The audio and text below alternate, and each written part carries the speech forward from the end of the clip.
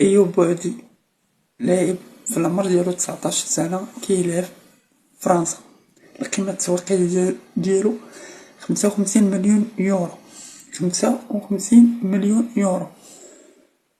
نادى عليه باش يلعب المنتخب الوطني وباقي متردد واش يلعب لفرنسا ولا يلعب للمغرب.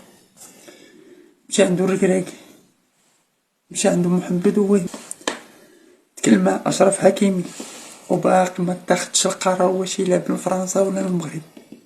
وباقي لحد الآن هو كيتعتبر أفضل لاعب في الدوري الفرنسي وما تناداش عليه مع المنتخب الفرنسي الأول وما عيطوش ليه.